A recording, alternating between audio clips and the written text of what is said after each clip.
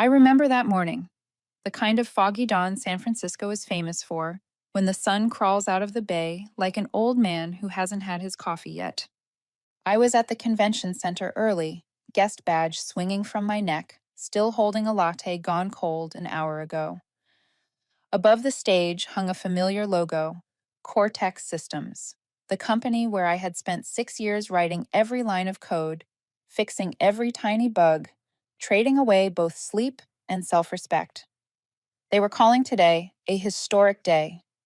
I called it the day I officially became a ghost in my own house.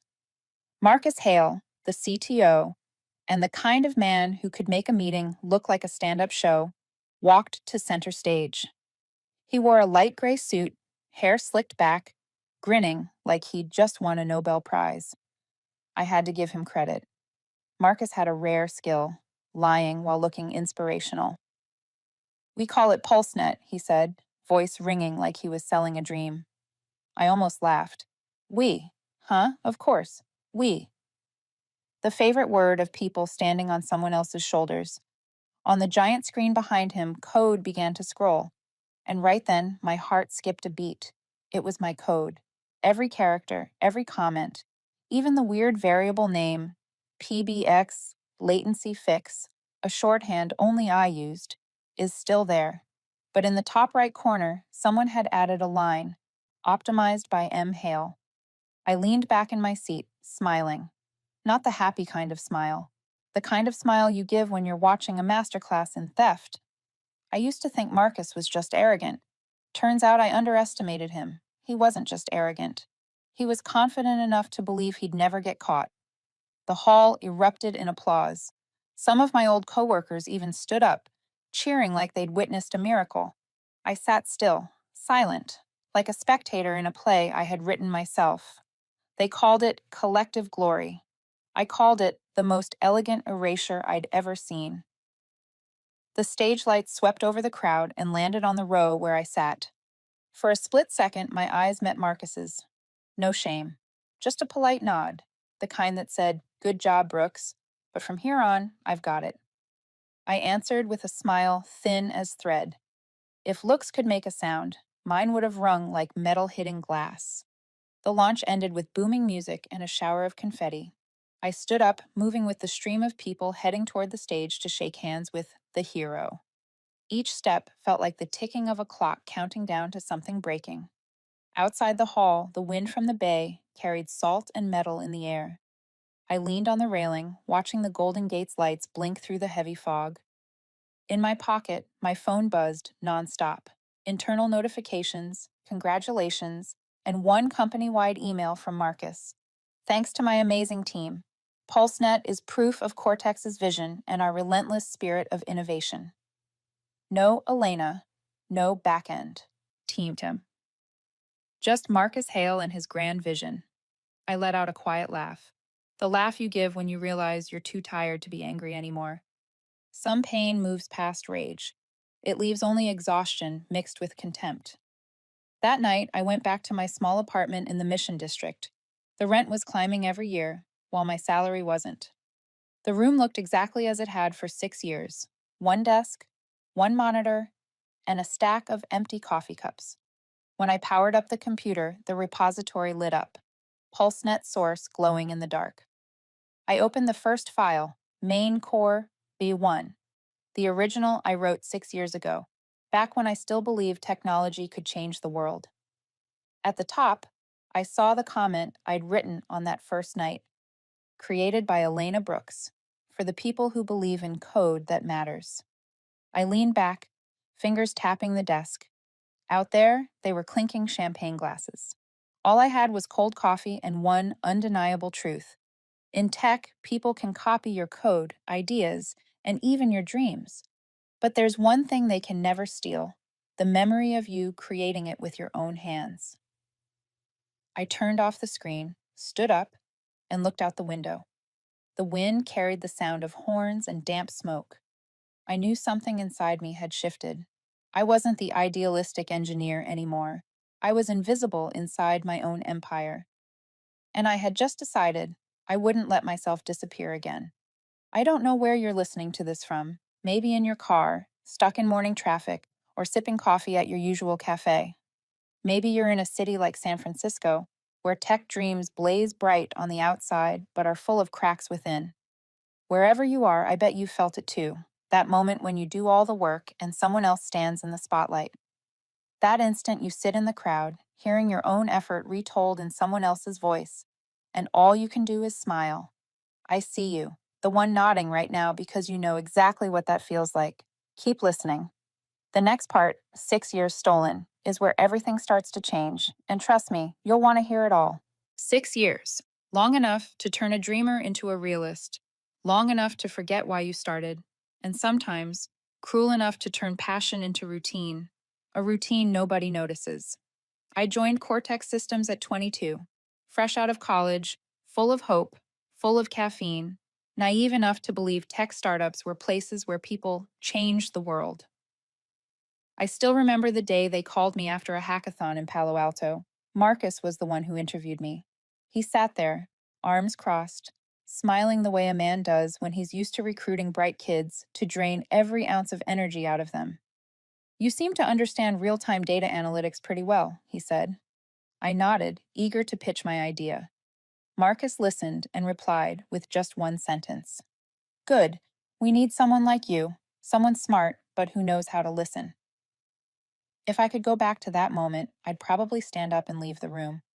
But when you're 22 and all of Silicon Valley is talking about passion and opportunity, you don't walk away, you sign the contract. In the beginning, I worked like I was under a spell. I didn't count the hours, didn't know what a day off was. I wanted to prove I belonged. And when the idea for PulseNet came, the algorithm that could stream data and learn from the users themselves, I thought I had touched something huge. I stayed at the office past midnight, falling asleep at my keyboard, marker ink on my hair, fingers swollen from typing nonstop. I didn't feel tired. I felt happy. When PulseNet first ran and cut system latency by over 35%, I cried. Not because of a bonus, but because for the first time I saw something I built come alive. But at Cortex, nothing you build is ever yours.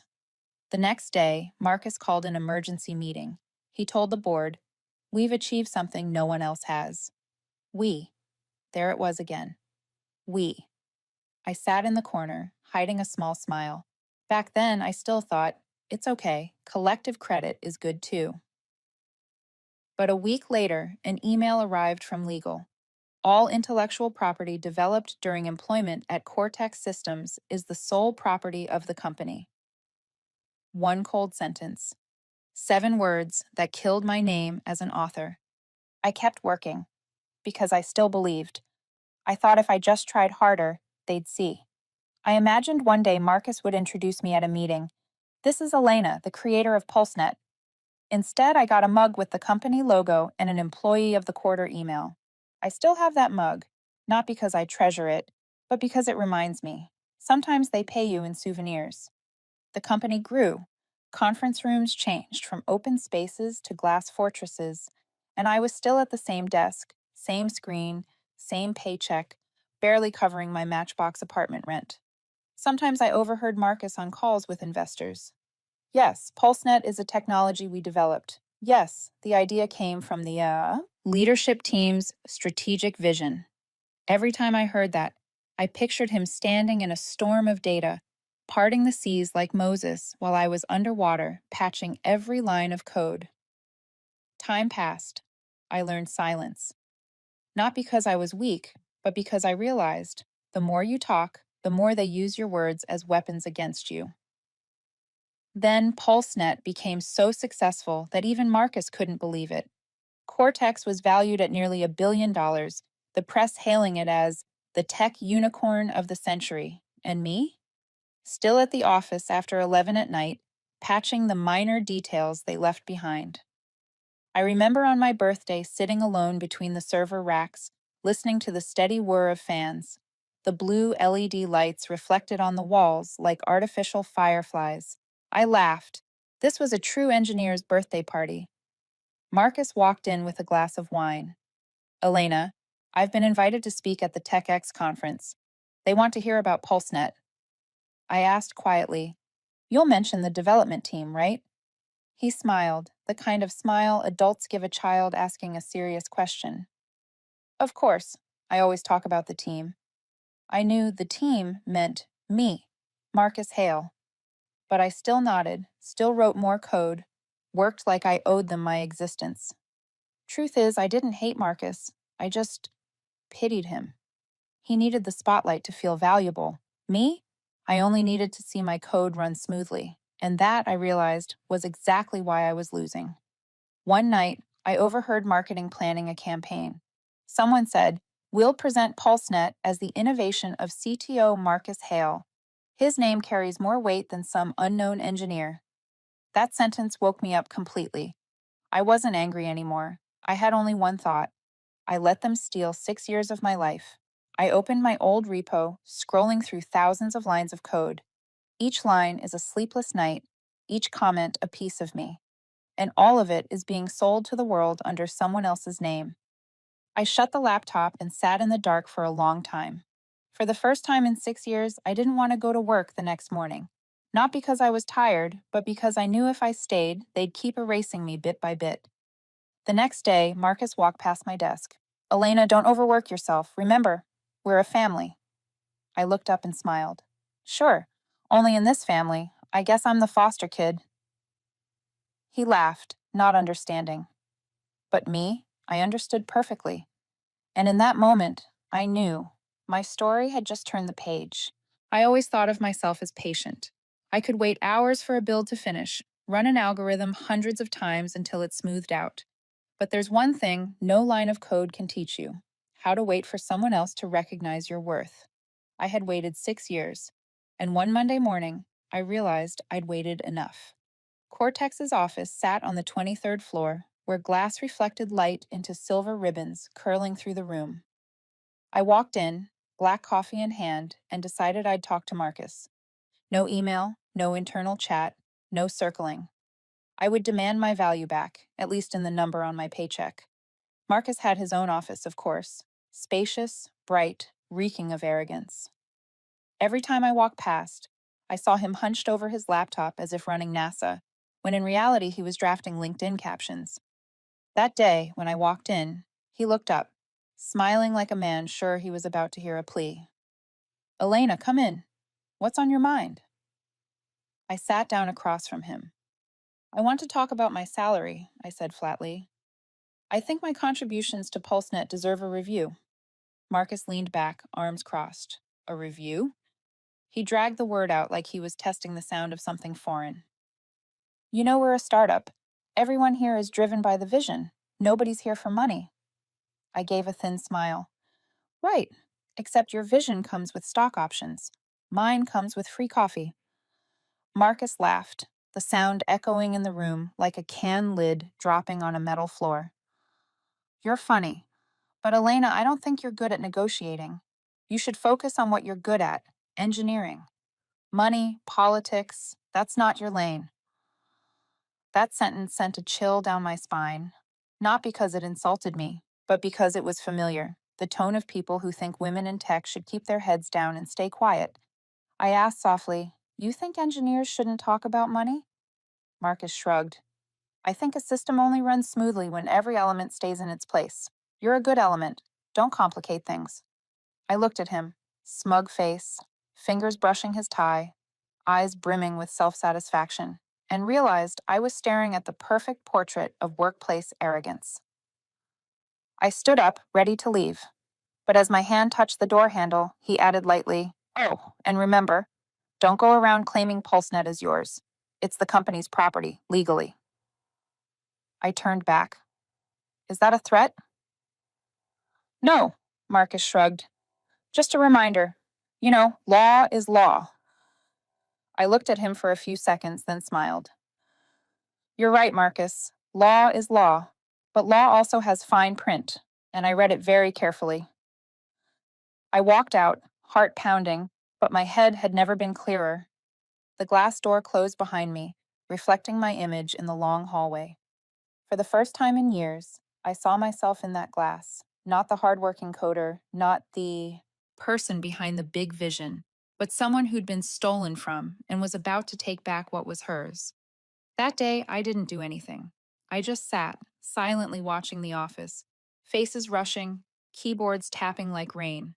In the corner, the digital board flashed Cortex's stock climbing. Everyone was cheerful. Nobody realized that the foundation of their glory was built on my code.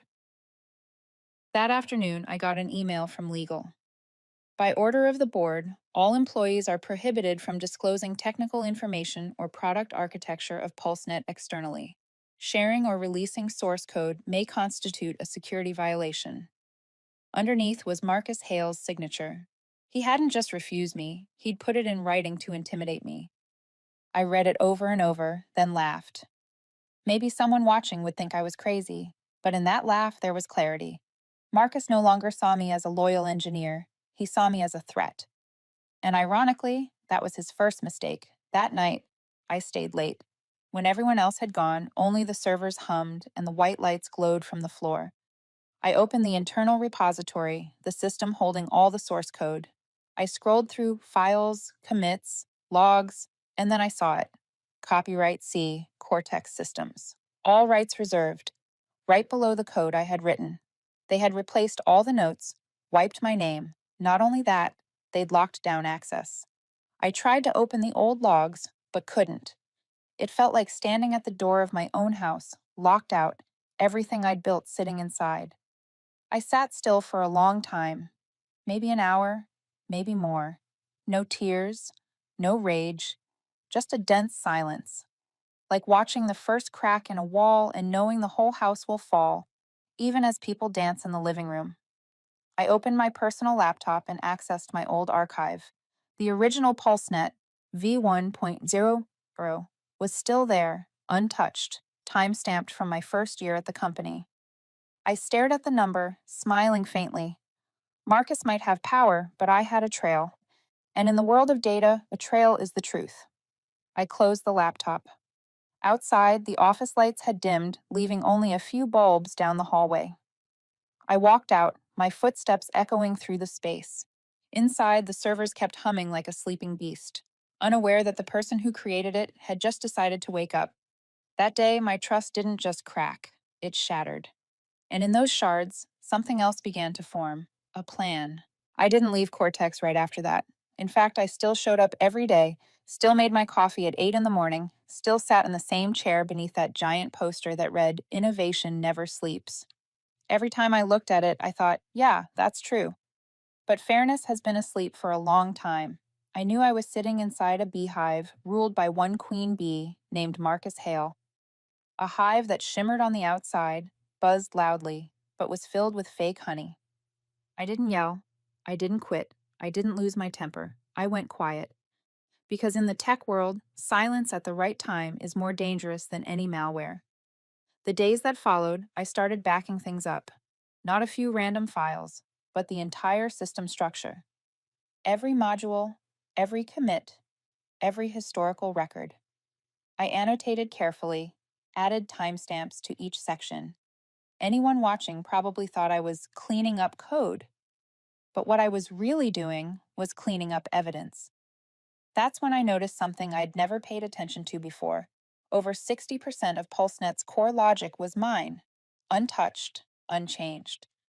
Marcus could erase my name, but he couldn't erase my style. Like a fingerprint, every programmer has one. A rhythm, a naming pattern, a flow. And PulseNet carried my voice in every line. I knew I needed someone who'd understand that. Someone outside Cortex, beyond Marcus's control. And that's when I remembered Lena Ortiz. Lena had been a tech journalist who covered women engineers and AI. We met when I was an intern. She once told me, "Never let them rewrite your story, and if they try, take the pen back." I sent her a short message. "Lena, I have a story, but it's not over yet." She replied 3 minutes later.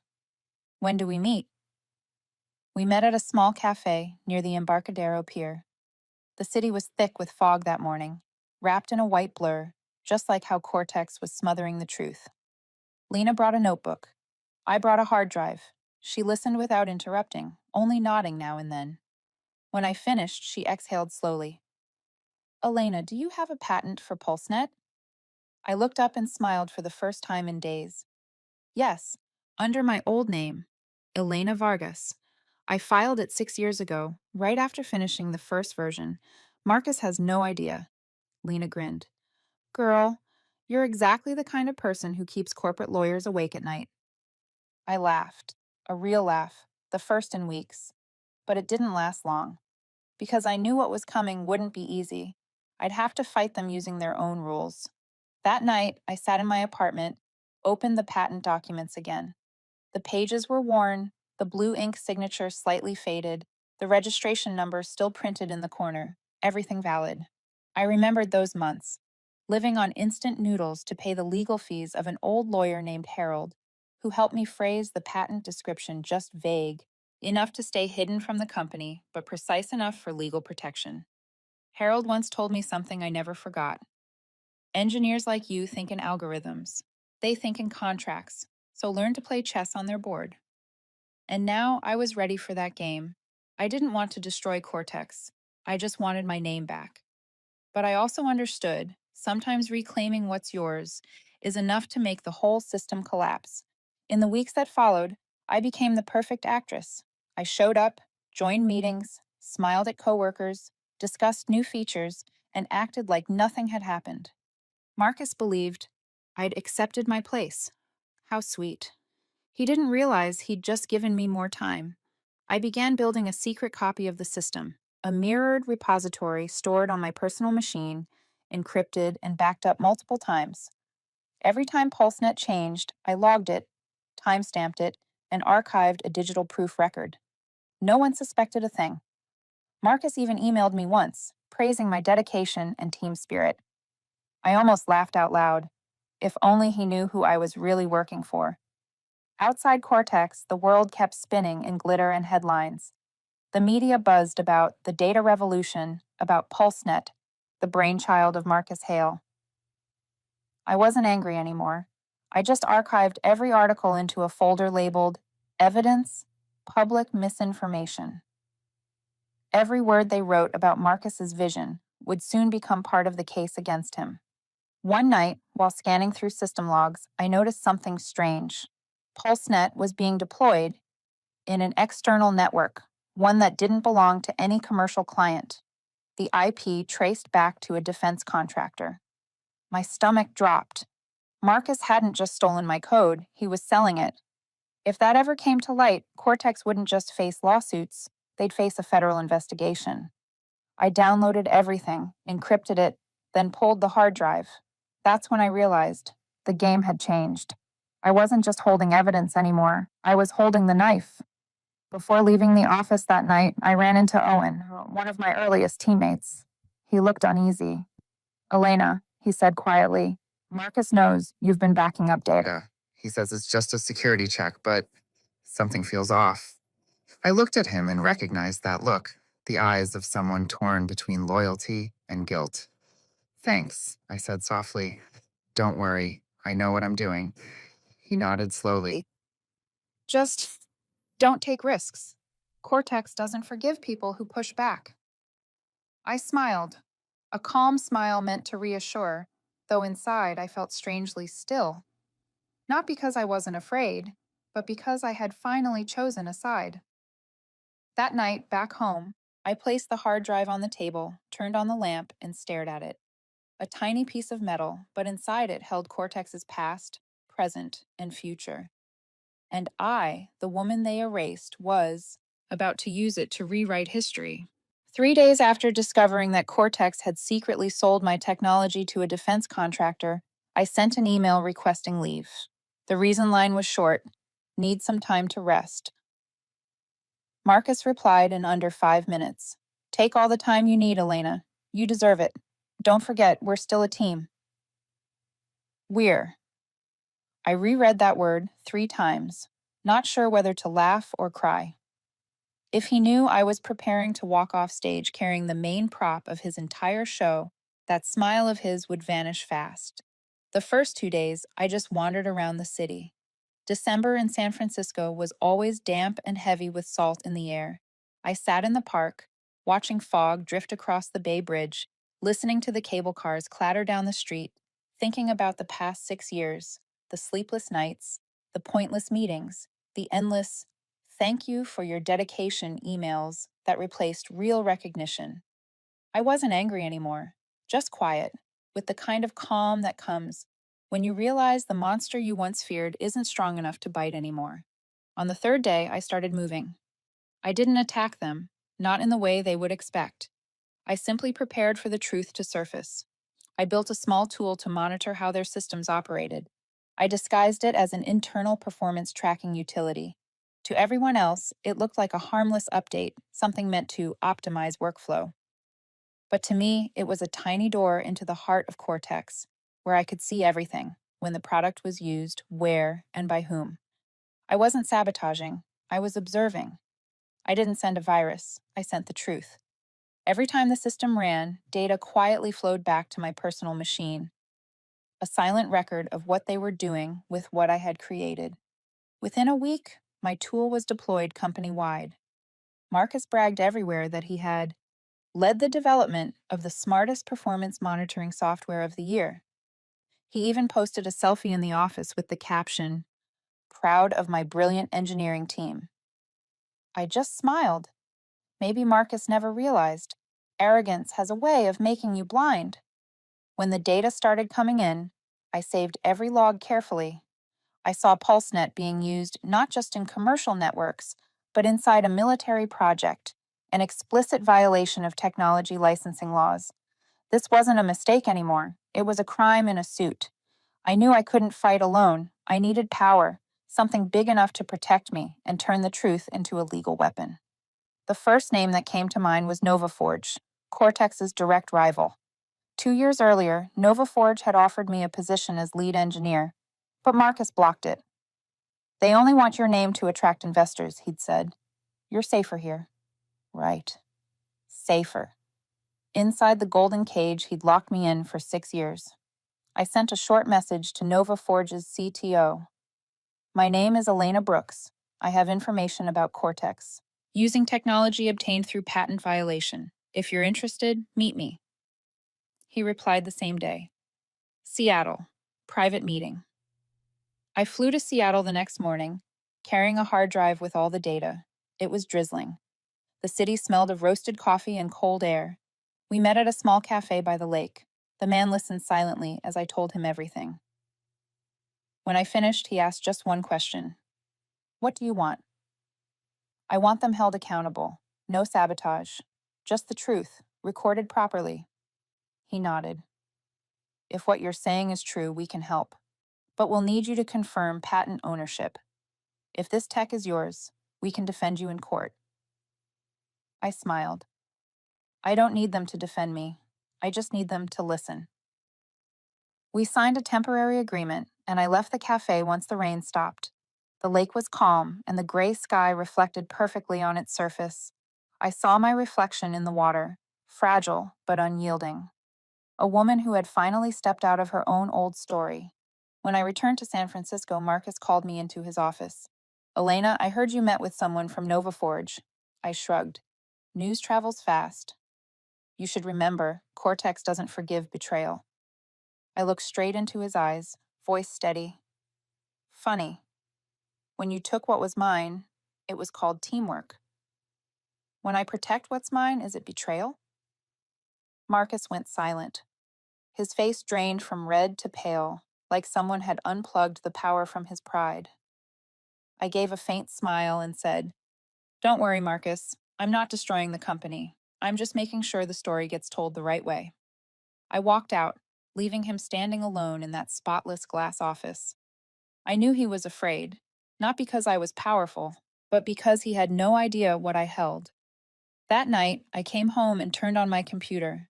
Thousands of lines of data scrolled across the screen, pulsing like a steady heartbeat. I saved everything onto the hard drive and placed it on the table, a small, silent block of metal. But inside, it was the entire truth Cortex had tried to bury. I stared at it for a long time. If Marcus was the man who built his castle out of sand, then I was the one standing with the tide. And I didn't have to strike. I just had to wait for the water to rise. I knew the wave would come. I just didn't expect it to hit this soon. 3 days after I returned from Seattle, whispers began spreading through Cortex's internal network. Rumors moved like wind trapped in glass. Elena sold information to a competitor. They said Nova Forge had bought me out, that I'd betrayed the company and stolen confidential data. Within 48 hours, the story slipped outside. First, a few lines on tech forums, then an anonymous post on a major news site. Former Cortex engineer suspected of leaking proprietary information. The headline was cold as steel. No evidence, but just enough for people to believe. Marcus, of course, didn't waste the moment. He appeared on a televised business segment wearing a black suit and a voice dipped in fake sorrow. Cortex has always valued every individual contribution, he said, but actions that compromise our clients' trust cannot be tolerated. I nearly spit out my coffee. The same man who laughed in my face when I asked for a raise was now performing as the compassionate leader, mourning the loss of his so-called creation. Marcus's gift, or his poison, was his ability to control the narrative. He never accused me outright. He simply planted the seeds of doubt. And once doubt takes root in the soil of the media, it grows faster than weeds. Overnight, I went from quiet engineer to tech trader. My inbox is filled with mockery, hate, and pity. Former coworkers, the same ones who used to beg me for late-night bug fixes, went silent. Nobody wanted to be seen standing next to me. But I wasn't afraid. I had expected Marcus to strike back, and, as always, he overestimated his control. The next morning, I got a message from Lena Ortiz, the journalist friend I'd met weeks earlier. 2 lines only. The moment's here. I need the proof. Send me everything. I took a long breath and replied, "You'll have it, but be careful. They'll fight back." That night, Lena's article went live on the country's biggest tech publication. The Woman Erased from History: Who Really Built PulseNet? It opened with a photo of me sitting before my computer in that tiny apartment. No makeup, no shine, just the glow of the monitor on my face and a pair of eyes still alive in the dark. Lena told my story from the start, how a young woman who believed in technology's promise ended up betrayed by the system she helped build. She didn't write it like a tragedy. She wrote it like a fact, cold, precise, undeniable. The piece exploded. People started asking, if Elena really built the core technology, why isn't her name on the patent? A small question, but one strong enough to crack the polished wall Marcus had spent years constructing. The media is split into two. One side defended Cortex, calling me a bitter former employee. The other, growing by the hour, began digging through archives, finding that PulseNet's earliest prototypes existed long before Marcus ever joined the company. On social media, the hashtag #HashJusticeForElena started trending. Someone wrote, "She's the reason that product exists. They just took the credit." Another posted, "I've been robbed like her. Feels damn good to see truth finally crawl out of the shadows." As for me, I just sat in my apartment, watching the blue glow of my phone screen. No thrill, no fear, just a strange calm, peace inside the storm. Marcus didn't share that peace. A day after the article, he held an emergency press conference. I watched it live. His face was stiff, his smile gone. Behind him, the Cortex logo burned bright, but his eyes had dimmed. "This is a misunderstanding," Marcus said. "We're conducting an internal review. Cortex has always respected every individual contribution." I laughed out loud. Always respected every individual contribution. That was the most elegant lie a thief could ever tell on camera. Right after the press conference, Cortex's stock dipped slightly. Not much, just a few points, but enough for investors to smell smoke. One of them, Everett Chen, head of Nova Forge, immediately sent a formal request for a patent ownership investigation. And within days, everything collapsed. Nova Forge released a public statement. "We have received verified evidence that the PulseNet technology is patented under the name of Elena Brooks, filed before her employment at Cortex Systems." The news spread faster than any source code ever had. News outlets, TV anchors, bloggers, everyone ran the story. Within 24 hours, my name was on every front page. Marcus scrambled. He hired lawyers, issued press releases, and leaked new smears. But the more he talked, the deeper he sank in his own web. I didn't need to answer. I sent only one message to the country's largest paper. I have nothing more to add. The truth speaks for itself. And it did. A week later, the Federal Technology Commission stepped in. They ordered Cortex to hand over all patent documents, development logs, and internal correspondence. News hit the investors. Cortex stock plummeted. Marcus was suspended pending investigation. I read the report while sitting in a cafe, latte gone cold. The man next to me was watching the same news, shaking his head. Shame about that CTO, he said. They say he used to be brilliant. I turned, smiled, and replied, Yeah, sometimes the greatest talent someone has is stealing someone else's work. He chuckled, unaware that the woman sitting beside him, the quiet engineer once erased from history, had just shaken an entire tech empire to its core. When I received the summons from the Federal Technology Commission, I knew the game had reached its final act. The hearing was held in Washington, a large room with cream walls, high ceilings, and rows of leather chairs aligned perfectly beneath white lights that seemed designed to expose everything hidden beneath them. I sat in the front row, facing the long table where the commission members were seated. On my right was Nova Forge's attorney, a calm, silver-haired man with steady eyes. On my left sat the representatives from Cortex, and, of course, Marcus. He looked nothing like before, no confident smile, no arrogance, just red eyes from sleepless nights and a gray suit wrinkled slightly at the cuffs.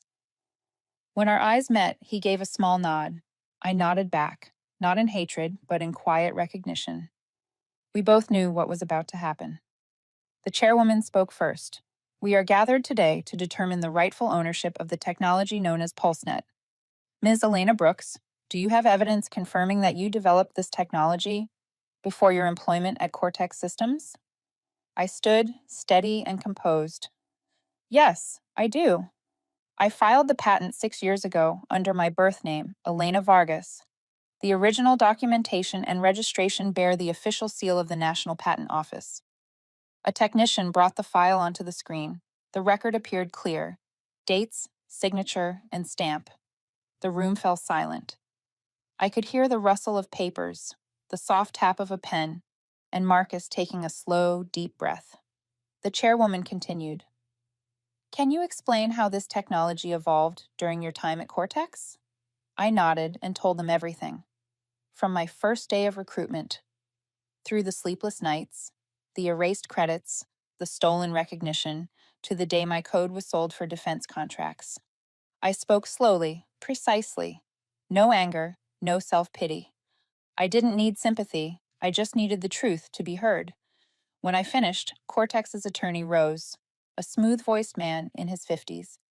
The committee should be aware that under her employment contract, any product developed during Ms. Brooks's time at Cortex is the company's intellectual property. I smiled faintly. That's correct, but that clause applies only to projects initiated during employment. PulseNet was patented before I joined, and in my original contract, the Personal Property Declaration section explicitly lists that patent. The attorney went silent, flipping through the papers. His face paled, as if someone had just pulled the chair out from under him. Marcus stayed quiet. I knew what was running through his mind. The press conferences, the awards, the speeches built on someone else's work. For the first time, he must have realized he wasn't untouchable. The chairwoman turned toward him. Mr. Hale, do you have a response? Marcus cleared his throat, standing awkwardly. Yes. I just want to say that if there were any oversights in attribution, they were administrative, not intentional. I never meant to. He hesitated. I always considered Elena an important part of the team. I looked at him and said softly, Thank you, Marcus. But I never wanted to be part of the team. I just wanted to be recognized as myself. The sentence landed clean and cold in the room. No one spoke after that. When the questioning ended, they asked us to wait outside while the board deliberated. I stood in the hallway, leaning against the wall, The air was cold, but I felt lighter than I had in years. Lena, my journalist friend, who had flown in from San Francisco, walked up and said quietly, "No matter the outcome, your story has already changed something." I smiled. I just told the story that should have been told from the start. An hour later, they called us back in. The chairwoman read the verdict. The commission hereby recognizes Ms. Elena Brooks, registered as Elena Vargas, as the lawful owner of the PulseNet technology. All products, contracts, and profits derived from this technology will be subject to review to determine rightful ownership. The recorder clicked softly. The heavy air of the room dissolved into silence. Marcus sank into his chair, staring ahead, speechless. As for me, I didn't cheer, didn't cry, didn't smile. What filled me was something gentler, like warmth after a long rain. Release. Outside, cameras flashed like lightning. Reporters shouted questions. "Elena, will you sue Cortex?" "Elena, will you return to the tech industry?" "Elena, how does it feel to win?" I stopped, looked straight into the nearest lens, and said, "I didn't win. I just got my name back. And if anyone's listening, I hope they understand. No one has the right to erase you from your own creation." Behind me, Marcus emerged, surrounded by reporters. For a brief second, our eyes met again, lost, hollow, as if his entire world had collapsed beneath his feet. I felt no triumph. Because he had burned down his own house long ago, I had merely stood and let it burn. That afternoon, I sat alone in a cafe near the plaza. Sunlight spilled through the window, gold on the table. I opened my phone to thousands of messages, congratulations, encouragement, even apologies from old colleagues at Cortex. I posted only one line: "Justice doesn't arrive on its own. It comes when someone stands up for it." Then I turned off my phone and looked outside. The clouds drifted slowly across a calm sky. I knew my story wasn't over, but for the first time in years, I could finally breathe like a free human being. I used to think that once the truth came out, everything would feel lighter, clean, peaceful, but it didn't. After a storm, peace doesn't always follow.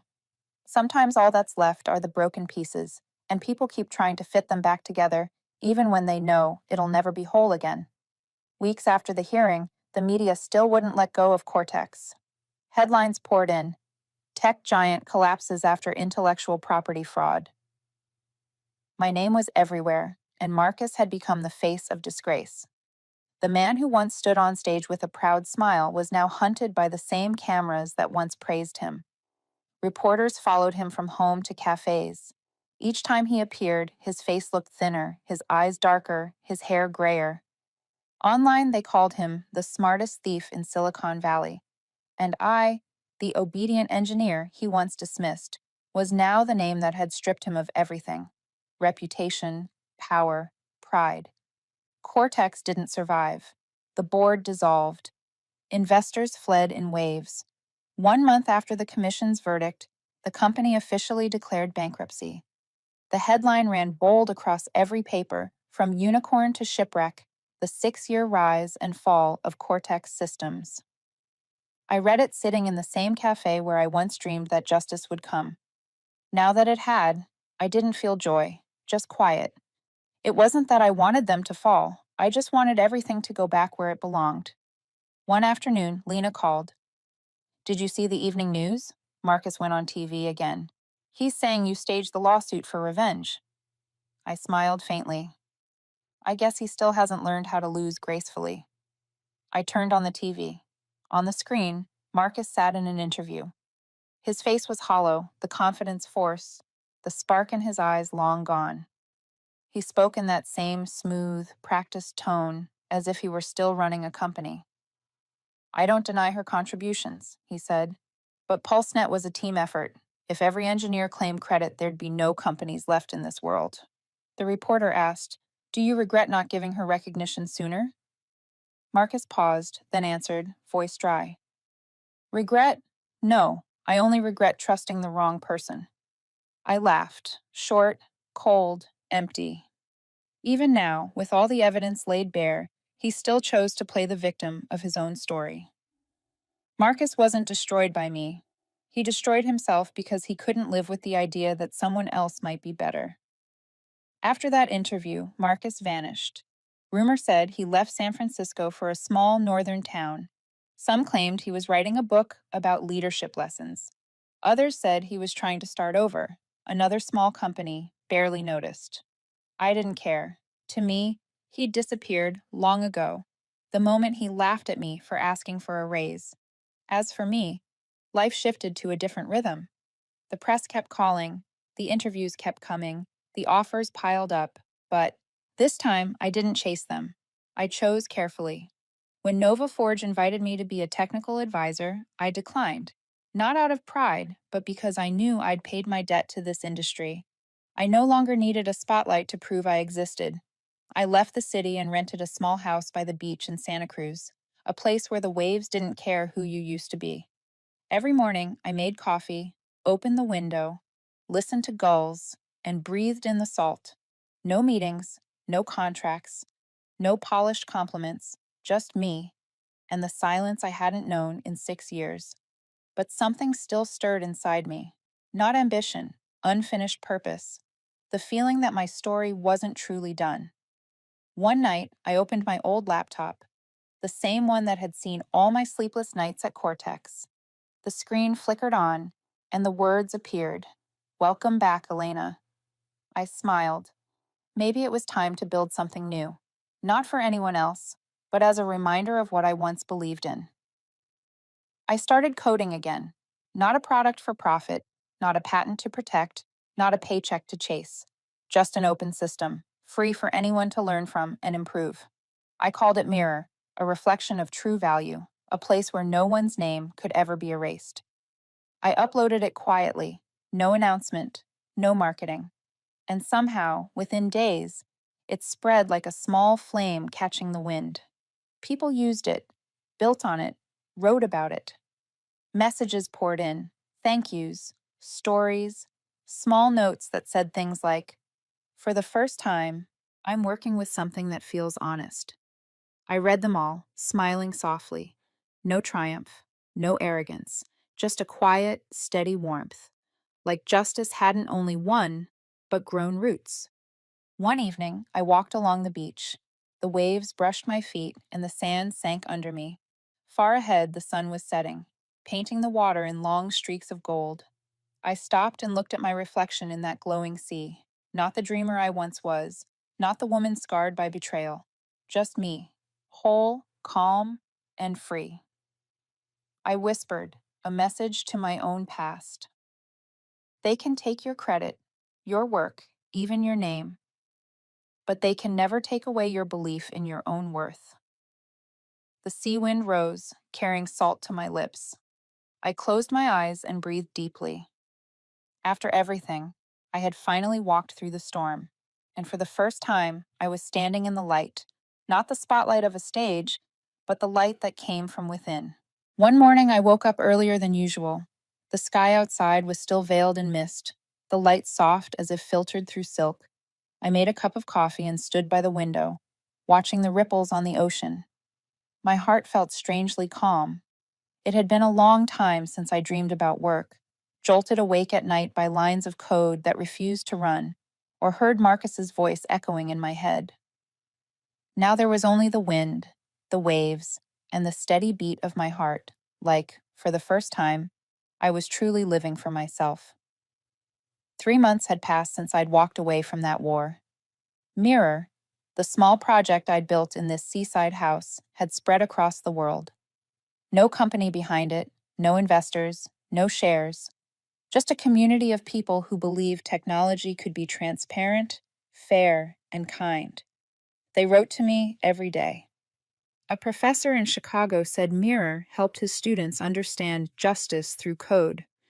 A young engineer in India said it inspired him to teach his daughter that intelligence has no gender. A middle-aged woman wrote that my story gave her the courage to leave a job where she'd been silenced. I read every message and realized, sometimes, true victory isn't when the guilty are punished. It's when your pain becomes something useful. One afternoon, Lena stopped by. She still brought wine, as she always did. But this time, we didn't talk about headlines or fame. We just sat on the porch, watching the sunset paint the sky red. She said, "You know, Elena, the article I wrote about you is now part of a journalism class. They call it the piece that changed how the industry views women in tech." I smiled. "Really? I only told the truth." "Yes," Lena said. "But you told it in a way that made people believe fairness still exists."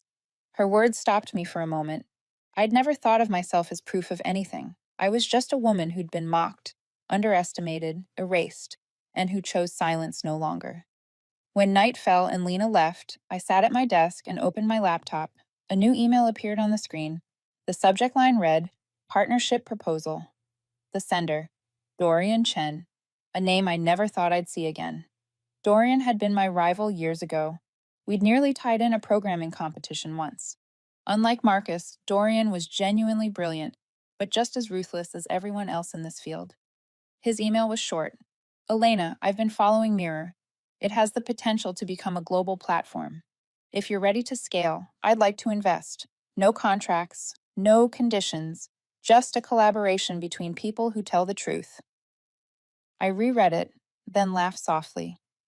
That was the tech world for you. You think you've escaped it, and it knocks on your door again, this time with a gentler voice, but the same old promises: opportunity, power, influence.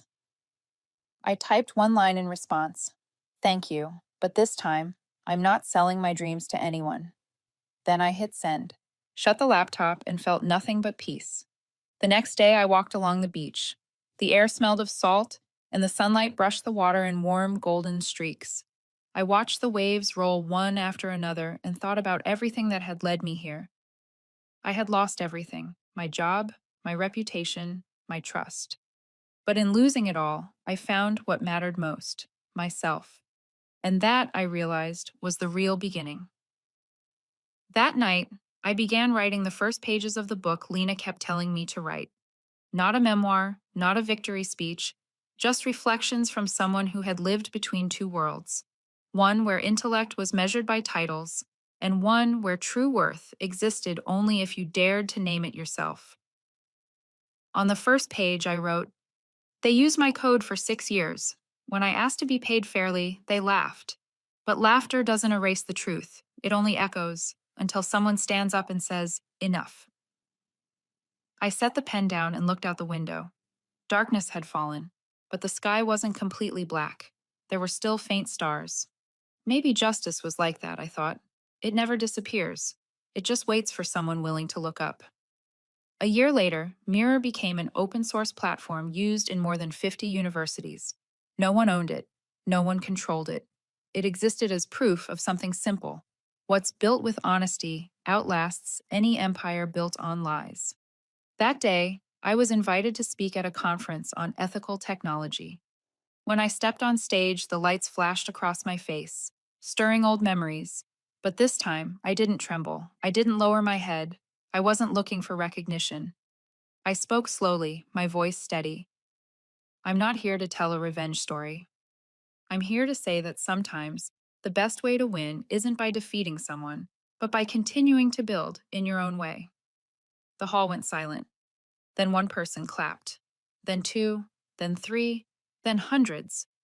I looked out at the crowd, young faces, bright and eager, and I knew that even if they forgot my name someday, they would remember this. Respect isn't something others give you. It's something you create, line by line, step by step, decision by decision. That night, I returned to my seaside home. The ocean roared outside, but inside, I was still.